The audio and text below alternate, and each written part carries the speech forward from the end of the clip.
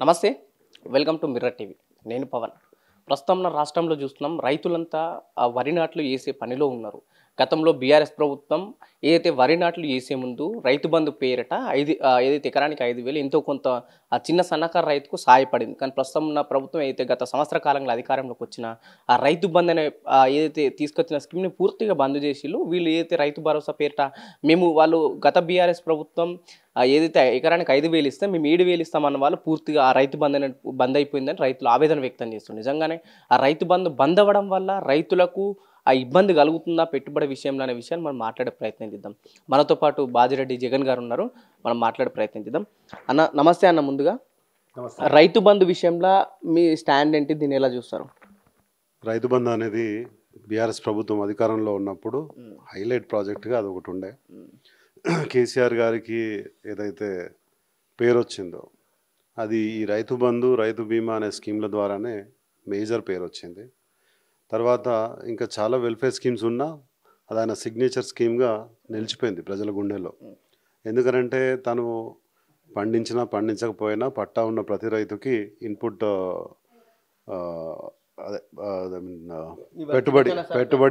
పెట్టుబడి సాయం ఇవ్వాలా అనే ఉద్దేశంతో స్టార్ట్ చేసిండు. ఇప్పుడు చాలా విమర్శలు కూడా ఏమొచ్చినాయంటే దున్నని వాళ్ళకి ఎందుకు ఇవ్వాలా, పెద్ద రైతులకు ఎందుకు ఇవ్వాలా అన్నప్పుడు కూడా కేసీఆర్ గారు ఎప్పుడు ఏది మాట్లాడినా కూడా ఇంక్లూజివ్గా మాట్లాడుతున్నాడు. అంటే అందరూ నా వాళ్ళే, ఇలా డబ్బులు ఉన్నోడు డబ్బులు లేనోడు పేదోడు అని కాకుండా అంతా రాష్ట్రం అంతా నా బిడ్డలే అన్నట్టు మాట్లాడేది. ఆయన ఏమన్నాడు, రేపు దీంట్లో కరప్షన్కి ఛాన్సెస్ ఉండొచ్చు, దున్నిన వాళ్ళు అని చెప్తే కింది స్థాయిలో కొద్దిగా కరప్షన్ జరిగే అవకాశం కూడా ఉండొచ్చు, కాబట్టి అందరికి ఇచ్చేస్తే అయిపోతుంది. అండ్ ఇంకోటి ఏంటంటే రైతు అనే వ్యక్తి, అది రైతు పెద్ద రైతు అయినా చిన్న రైతు అయినా అగ్రికల్చర్ అనేది చాలా రిస్కీ బిజినెస్. ఎంత రిస్కీ అని అంటే వర్షాలు టైంకి పడవచ్చు పడకపోవచ్చు, పంట చేతికి వచ్చే సమయంలో అకాల వర్షాలు పడి పంట మొత్తం నాశనం కావచ్చు. ఈ మధ్య పెస్టిసైడ్స్ ఫర్టిలైజర్స్ ఎక్కువ వాడి కూడా దిగుబడి తక్కువైపోతుంది. దీంతో ఏంటంటే పెద్ద రైతైనా చిన్న రైతైనా రైతే కాబట్టి ప్రభుత్వం తరఫున ఎంతో కొంత మనం ఇస్తే ఆ భారం తగ్గుతుంది. ఎకరానికి 5,000 అంటే ఎన్ని ఎకరాలు ఉన్నా 5,000, అది గరీబులైనా పెద్దవాళ్ళైనా ఏదైనా 5,000 పెద్ద ఇదేం కాదు. కాకపోతే దాంతో యూరియా బస్తాలో లేదా విత్తనాలు ఏదో ఒక చిన్న సాయం గవర్నమెంట్ నుంచి ఉంటే వాళ్ళు హ్యాపీ అవుతారనే ఉద్దేశంతో చేసిండ్రు. అగ్రికల్చర్ అంటే కేసీఆర్ గారికి చాలా ఇష్టం. ఆయనకున్న వ్యవసాయ క్షేత్రంలో ఆయన ఏదైతే ఎక్స్పెరిమెంట్స్ చేస్తుంటారో మేము ఎప్పుడైనా వెళ్ళినప్పుడు చూస్తుంటాము. అక్కడ చుట్టుపక్కల ఉన్న రైతులు కూడా అక్కడ సాయానికి వస్తుంటారు. ప్లస్ వాళ్ళు కూడా చాలా నేర్చుకుని వెళ్తుంటారు. అగ్రికల్చర్ మెకనైజేషన్లో భాగంగా యంత్రలక్ష్మి అని చెప్పి ట్రాక్టర్స్ కూడా మనకు ఫస్ట్ టైంలో ఇచ్చుకున్నాము. ఇట్లా ఎక్కడ చూసినా కూడా కేసీఆర్ గారి మార్కు నీటిపారుదల రంగంలో కావచ్చు, వ్యవసాయ రంగంలో కావచ్చు, తనదైన ముద్ర అనేది పడిపోయింది. సో ఆయన గతంలో చేసినటువంటి ముఖ్యమంత్రులను కూడా వాళ్ళు చేసినటువంటి మంచి పనులను చాలా మెచ్చుకునేవారు ప్రసంగాల్లో. సో రైతు బంధు అనేది ఇప్పుడు ఆగిపోవడం చాలామంది రైతుల్లో చాలా అపోహలకు తావిస్తూ అంటే ఉంది. ఇప్పుడు దాదాపు సంవత్సర కాలంగా రైతు బంధు రైతులకు పడట్లేదు. చిన్న సన్నకారు రైతు అంతో కొంత ఇబ్బంది పడుతుంది పెట్టుబడి విషయంలో. కానీ మళ్ళీ అక్కడక్కడ మేము ఎక్కడైతే బయట తీసుకునే విషయంలో వాళ్ళు ఏమంటున్నారంటే మేము ముందులాగా మళ్ళీ అప్పుల పాలవుతున్నాం అనే విషయం తెరపైకి వస్తుంది. నిజంగా మళ్ళీ కాంగ్రెస్ వస్తే గతంలో ఉన్న తెలంగాణ కనిపిస్తుందా ఇక్కడ? ఏదైతే బంగారు తెలంగాణ స్వప్నాన్ని కేసీఆర్ గారు మనందరికీ చూపించి దాన్ని సాకార దిశగా తీసుకెళ్ళినరో ఆ జర్నీని అబ్రప్ట్గా సడన్ బ్రేక్ వేసి ఆపేసినట్టు అనిపిస్తుంది, ప్రజలకు అనిపిస్తుంది. ఇక్కడ ఎక్కడ చూసినా వ్యాపారంలో వ్యాపారస్తులకు కూడా ఆందోళనలు ఉన్నాయి, రైతుల్లో ఆందోళన ఉంది, మహిళల్లో ఆందోళన ఉంది. ఏదో ఒక రకంగా ప్రతి ఒక్కళ్ళకి స్ట్రెస్ ఇస్తుంది ప్రభుత్వం. స్ట్రెస్ లేకుండా బతికితే ఎక్కడ గవర్నమెంట్కి వ్యతిరేకంగా అవేర్నెస్ పెంచుకొని ప్రజలు తిరగబడతారనే భయంతోనో లేకపోతే ఇంకోటి తెలియదు, కానీ ఏం చేస్తున్నారంటే స్ట్రెస్లో ఉంచాలి పబ్లిక్ని. ఉంచితే భయంలో ఉంచితే ఏంటంటే మనం అంటే భయపడితే చాలు, పరిపాలన ఆటోమేటిక్ అయిపోతుంటుంది. దానికి పోలీసులను వాడడం, దానికి యంత్రాంగాన్ని వాడడం. చూస్తే ఎక్కడన్నా కానీ ఈ ఒక టైప్ ఆఫ్ అంతే ఒక టైప్ ఆఫ్ ఏంది అట్రాసిటీస్ అంటే అరాచకం రాజ్యం వెళ్తుంది. రాజులాగా లేడు ఆయన. రేవంత్ రెడ్డి ఒక ఒక రాష్ట్రానికి రాజు లెక్క లేడు ఆయన. ఒక గల్లీకి గుండా లెక్క ఉన్నాడు బేసిక్గా చెప్పాలంటే. ఎవ్రీ థర్స్డే ఫ్రైడే వస్తే ఎవరో ఒకరు లోపల పోవాలి, తన పేరు జపం చేస్తూ ఉండాలి, తను కేసీఆర్ జపం చేస్తుండాలి, ఇది నడుస్తుంది. ఎందుకు పదే పదే కేసీఆర్ పేరు ఎందుకు తలవాల్సి వస్తుందంటే ఏం చెప్తారు రేవంత్ రెడ్డి గారు? అంటే ఆయన సంపాదించిన పేరుని ప్రజల గుండెల్లోంచి చెరపాలని అంటే ఒక అబద్ధాన్ని పదే పదే చెప్తే ఇది గోబెల్స్ ప్రచారం అని చెప్పి గతంలో మనం మాట్లాడుకుంటుండే.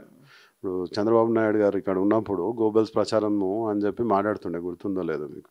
సో ఈ రకంగా గోబెల్స్ ప్రచారానికి మనము ఈ ప్రాసెస్ మనం తీసుకుంటే కంటిన్యూగా ఒక వ్యక్తిని సాబటాజ్ చేసుకుంటూ పోతుంటే ఏంటంటే కొత్త జనరేషన్ పుట్టిన కొద్దీ నిజమే కావచ్చు అనుకునే ఒక పర్సెప్షన్ క్రియేట్ చేయడం, ఒక నాయకుడి మీద ఒక పర్సెప్షన్ క్రియేట్ చేస్తున్నారు వీళ్ళు. ఆ పర్సెప్షన్ క్రియేట్ చేశారని తొక్కేస్తే నెక్స్ట్ ఇంకొక 5 సంవత్సరాలు 10 సంవత్సరాలు 15 సంవత్సరాలు చేసుకోవచ్చు అనే ఉద్దేశం ఉండొచ్చు. రేవంత్ రెడ్డికి ఏంటంటే ఫస్ట్ ఆఫ్ ఆల్ హైకమాండ్ అంటే కూడా గౌరవం లేనట్టే అనిపిస్తుంది నాకు. వాళ్ళకి అక్కడ ఇప్పుడు రాహుల్ గాంధీ కూడా అపాయింట్మెంట్ ఇస్తలేడు అక్కడ ఆయనకి. ఆ ఫ్రస్ట్రేషన్ బాగా నడుస్తుంది ఆయన మైండ్లో. అంటే మనం చూస్తున్నాం ఆయన పోయినప్పుడల్లా రాహుల్ గాంధీతో దిగిన ఫోటోల కంటే కేంద్ర మంత్రులతో దిగిన ఫోటోలు ఎక్కువ ఉంటున్నాయి. బ్లాక్మెయిల్ చేస్తున్నాడు. అంటే నాకు నువ్వు అపాయింట్మెంట్ ఇవ్వకపోతే నాకు ఇంతమంది నేను మాట్లాడుతున్నా, ఏదో ఒక రకంగా మిమ్మల్ని నేను వెన్నుపోటు పొడిచేసి నేను ముఖ్యమంత్రిగా కంటిన్యూ అవుతా అని ఇండైరెక్ట్గా వార్నింగ్ ఇస్తున్నాడు. సో ఇది ఆయన అటిట్యూడ్. సో ఇప్పుడు మనము దాని గురించి పెద్దగా ఇదే అవసరం లేదు. అయితే ఒకటి ఏంటంటే మళ్ళీ ప్రజలకి ఈయన ఎంత గట్టిగా ఒక బంతిని ఎంత గట్టి కింద కొడితే అంత ఎత్తుకు ఎదుగుతా అన్నట్టు ఆయన ఎంత సాబోటాజ్ చేస్తుంటే దాని వెనుకున్న కుట్ర ప్రజలకు క్లియర్గా కనిపిస్తుంది. గతంలో అంటే పుస్తకాలు రాసేటప్పుడు చరిత్ర రాసేటప్పుడు గెలిచిన వాళ్ళే చరిత్ర రాసుకునేది కాబట్టి ఓడిపోయిన వాళ్ళ చరిత్రని తెలియకుండా కనుమరుగు చేయగలిగిండ్రు. ఇప్పుడు ప్రతి ఒక్కరి చేతిలో స్మార్ట్ ఫోన్ వచ్చింది. ప్రతి ఒక్కళ్ళు బయట ఏం జరుగుతుందో చూసి మాట్లాడి దాన్ని రిలే చేసే అధికారం డిజిటల్ మీడియా ఎక్కువైపోయింది. ప్రతి ఒక్కరు జర్నలిస్ట్ అయిపోయారు ఇప్పుడు. ప్రతి ఫేస్బుక్ మీరు చూడండి, అది వాళ్ళు సొంతంగా కొన్ని కంపారిజన్ పెట్టి ఫొటోస్ కానీ ఏదన్నా కామెంట్స్ కానీ పెడుతుంటే అసలు పెద్ద పెద్ద జర్నలిస్ట్ కూడా అవకైపోయేంత నాలెడ్జ్ ఉంది. ఇన్పుట్స్ డైరెక్ట్ పబ్లిక్ నుంచి పబ్లిక్ ఫోరంలోకి వచ్చేస్తున్నాయి. సో ఎంత చేసినా మళ్ళీ కేసీఆర్ గారు ఆయన ఎంతో పెద్ద ఉన్నత శిఖరం, అది చిన్న గుట్ట కాదు, అది పెద్ద ఉన్నత శిఖరం. దాన్ని తగ్గించలేరు. మళ్ళీ రాబోయేది రైతు సర్కారే, మళ్ళీ రాబోయేది కేసీఆర్ గారి పాలన.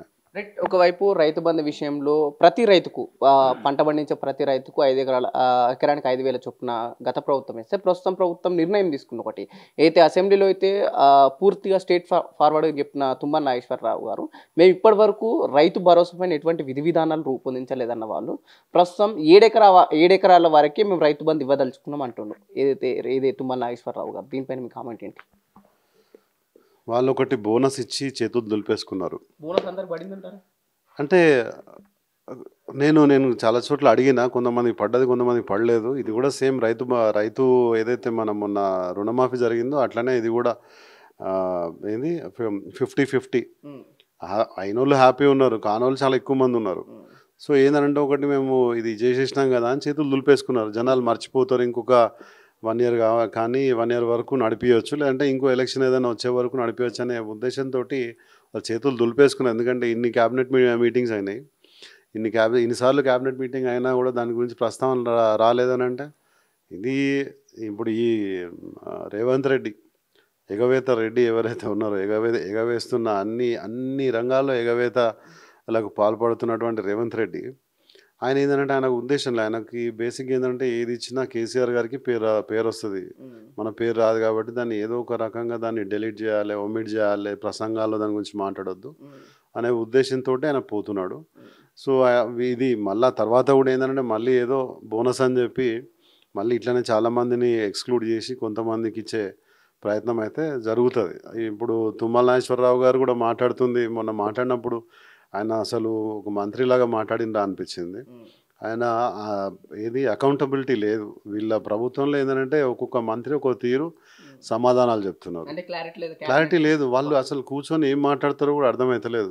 ఇప్పుడు గతంలో కేసీఆర్ గారు ఉంటే కేసీఆర్ గారి మేధస్సు, అక్కడ ఉన్న మంత్రుల యొక్క ఆయన పట్ల ఉన్న విశ్వాసము, వాళ్ళు బయటకు వచ్చినా అందరిది ఒకటే మాట ఉండేది. ఇప్పుడు ఏంటంటే ఒక శ్రీధర్ బాబు గారు ఒకటి మాట్లాడితే పొన్నం ప్రభాకర్ గారు ఒకటి మాట్లాడతారు. అసలు శాఖలకు సంబంధం లేకుండా సమాధానాలు చెప్తూ ఉంటారు వీళ్ళు. అంటే వాళ్ళ మంత్రిత్వ శాఖ అంతే, సంబంధం లేదు. ఎవరి కాళ్ళు ముఖ్యమంత్రులాగా ఫీల్ అయిపోతున్నారు, ఎవరికి వాళ్ళు. అంటే కాంగ్రెస్ అంత ఫ్రీడమ్ ఇచ్చిందంట వాళ్ళు తీసుకుంటారు అంతే, దాన్ని వాళ్ళకి ఇవ్వాల్సిన అవసరం లేదు. వాళ్ళు గుంజేసుకుంటారు, ఆ ఫ్రీడమ్ని గుంజేసుకొని ఎవరైతే అధికారంలో అంటే కుర్చీ మీద ఉంటారో వాళ్ళని ఎప్పుడు గుంజాలా అని 4 కాళ్ళకు 4 ఇట్లా మనకు గుంజుకుంటూ ఉంటారు వాళ్ళు. ఇక 4 కుర్చీకి 4 కాళ్ళు ఉంటే 4 దిక్కులు నలుగురు పట్టి దోతి గుంజుతూ ఉంటారు వాళ్ళకి. అంతే, అది అలా సంస్కృతి అది. అంటే రాష్ట్రంలో డైవర్షన్ పాలిటిక్స్ నడుస్తున్నాయంటారు. ఎందుకంటే ఏ విషయమైనా తెరపైకి వస్తే దీని చుట్టూరుగా సినిమా వల్ల ఆ కాంట్రవర్సీ తెరపైకి రావడం, ఏదైతే పాలిటిక్స్ ఏదైతే ప్రజలకు ఇచ్చిన హామీలు వెనుకకి వెళ్ళిపోవడం, డైవర్షన్ పాలిటిక్స్ నడుస్తున్నాయి తెలంగాణ రాష్ట్రంలో. నడుస్తున్నాయి తప్పకుండా, అది మన కళ్ళ కనబడుతుంది డైవర్షన్ పాలిటిక్స్ అనేది. అసెంబ్లీ టైంలో ఈ కార్ రేస్ అని, అసెంబ్లీ టైంలోనే పుష్ప 2లో అల్లు అర్జున్ అరెస్ట్ అని.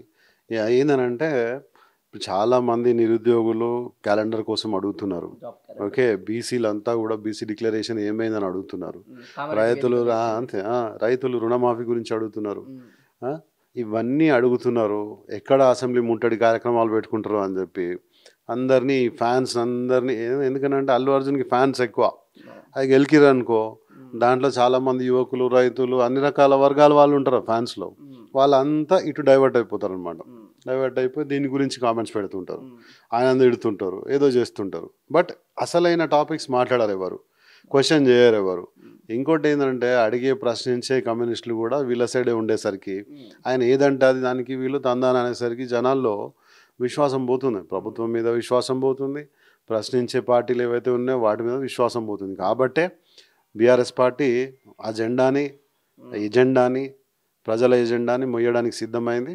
అందుకే ఈరోజు కేటీఆర్ గారిని కూడా అరెస్ట్ చేస్తున్నాం. ఫస్ట్ నుంచి ఇప్పటిదాకా దగ్గర 20 ఆరోపణలు చేశారు. ఈ కార్ రేసింగ్ ఏదైతే ఫార్ములా ఈ కార్ రేస్ హైదరాబాద్ వ్యాప్తంగా జరిగింది. మొత్తం ప్రపంచవ్యాప్తంగా తెలంగాణ ఏంటిది, హైదరాబాద్ ఏంటి అని ఒక గుర్తింపు అయితే తీసుకొచ్చిన వాళ్ళకు అరెస్ట్ అనే విషయం ఎందుకు రావాల్సి వస్తుందంటే ఏం చెప్తారు? అంటే ఇప్పుడు ఎట్లుందంటే ప్రతి 5 yearsకి ఒక ప్రోగ్రెషన్ కనిపించాలి మనకు. ఇప్పుడు 50 సంవత్సరాల కింద ఉన్న పరిపాలన, 50 సంవత్సరాల కింద ఉన్న డెవలప్మెంట్ ఇప్పుడు ఉండదు కదా. ఇప్పుడు కొత్త రకం ఉంటుంది.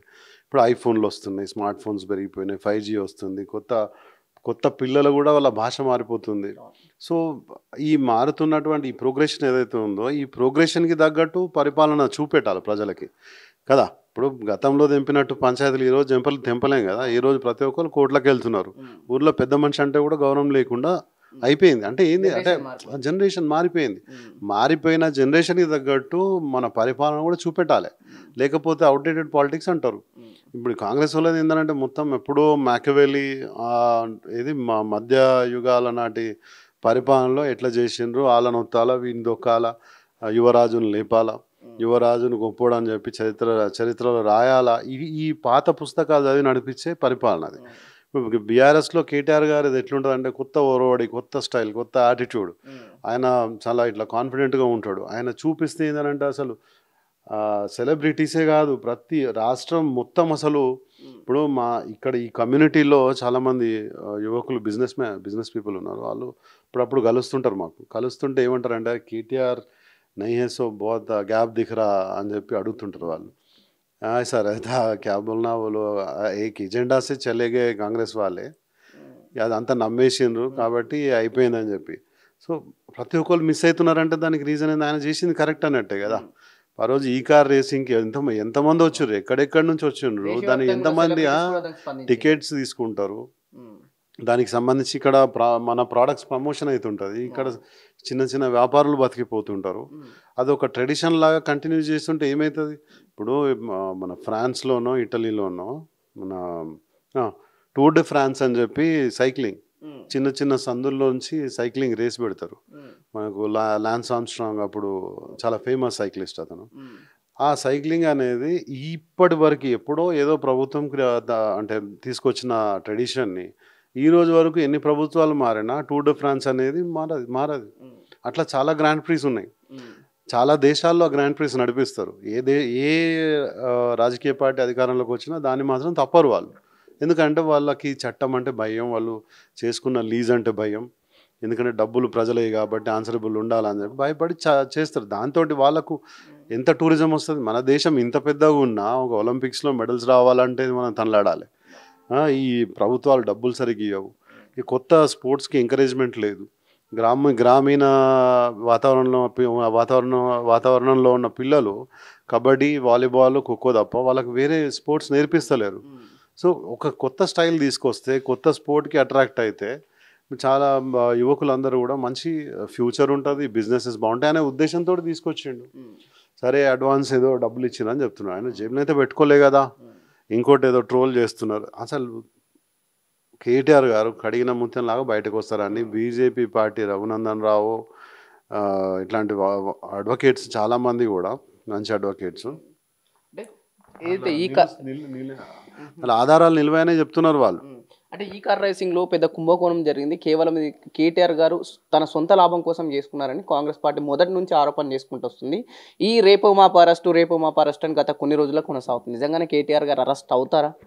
అయితే చేసేయాలి కదా. అయితే చేసేయాలి. మమ్మల్ని భయపెట్టే పని మీద ఉన్నాడు ఈయన ఏంటంటే ఈ రౌడీ కార్యకర్తల్ని భయపెడతా ఉండాలి, ఇన్సెక్యూర్గా ఉంచాలి. అయితే పార్టీకి మద్దతు పోయి లోకల్ బాడీస్లో కాంగ్రెస్ పార్టీ స్ట్రాంగ్ అవ్వచ్చు.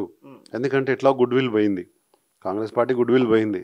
లోకల్ బాడీస్లో మళ్ళీ బయటికి రావాలని అంటే ఇటువంటి టాక్టిక్స్ వాడాలి. మళ్ళీ కేసీఆర్ అని జనాలు అంటున్నారు కాబట్టి దాన్ని ఇది చేయాలని అంటే ఇట్లా వీళ్ళని పార్టీకి సంబంధించిన పైన ఉన్నటువంటి నాయకత్వాన్ని జైల్లో వేస్తూ బెదిరిస్తూ కింద కార్యకర్తలను అభద్రతలోకి నెట్టేస్తే కాంగ్రెస్ పార్టీ మళ్ళీ లోకల్ బాడీస్లో సక్సెస్ అవుతానే అనే టాక్టిక్ తోటి పోతున్నాడు. కనిపిస్తుందా మీ నిజామాబాద్ ఏదైతే ఉమ్మడి నిజామాబాద్లో తిరుగుతుంటారు కదా గ్రామాల్లో, అక్కడ కనిపిస్తుందా ఈ స్థానిక సంస్థల ఎలక్షన్లో మళ్ళీ కాంగ్రెస్ పార్టీ ముందుకు వచ్చి వాళ్ళ జెండా ఎగరేయడానికి ఆ విధంగా అనిపిస్తుందా?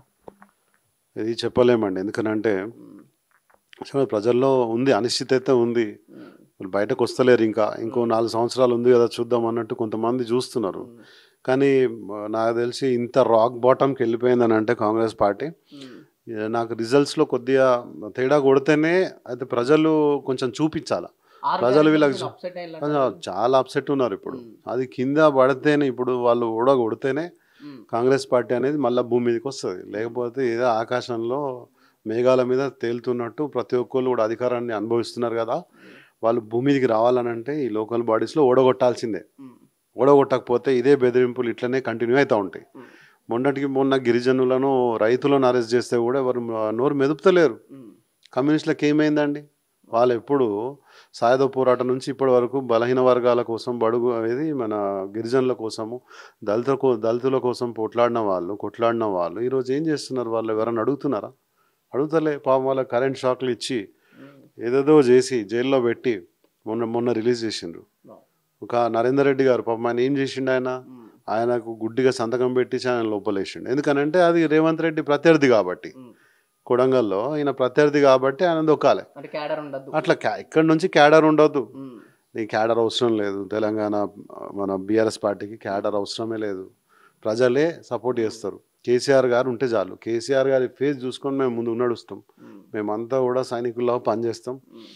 ఏదైనా ఎన్ని ఓటములు వచ్చినా మమ్మల్ని ఎంతమందిని జైల్లో వేసినా ఎంత కొట్లాడినా మేము తగ్గేది లేదని చెప్పి మేము తెలియజేస్తున్నాం. రైట్. ఏదైతే రాష్ట్రంలో కాంగ్రెస్ పార్టీ చేస్తుంది ఈ పరిపాలన కాదు, పూర్తిగా రౌడీల రాజ్యాంగం మారిపోయింది. రేవంత్ రెడ్డి గారి ఒకవైపు రౌడీలా ప్రవర్తిస్తుందనే విషయం బలంగా కనిపిస్తుందని మనకు జగన్ గారు చెప్పడం జరుగుతుంది. చూద్దాం ఏదైతే ప్రభుత్వం ఇచ్చిన హామీలు కావచ్చు, ఈ రైతులకు రైతు భరోసా పేరిట ఏదైతే మేము 7,000 ఇస్తామన్న వాళ్ళు ప్రస్తుతం 7 ఎకరాలకి కటాఫ్ పెట్టడం కూడా పెద్ద ఎత్తున రైతుల్లో చర్చ జరగడం జరుగుతుంది. చూద్దాం ఇప్పటికైనా మంత్రి తుమ్మల నాగేశ్వరరావు గారు కావచ్చు, లేకపోతే ప్రభుత్వం కావచ్చు దీనిపైన ఇంకా విధి విధానాలు ఏమైనా ముందుకు కొనసాగిస్తారు, లేక ఇక్కడికే కన్ఫర్మ్ చేసి ఆపేస్తారనే విషయాలు కూడా మనం వేచి చూడాల్సిన అవసరం ఉంది. కెమెరామెన్ కిరణ్తో పవన్, మిర్రర్ టీవీ, హైదరాబాద్.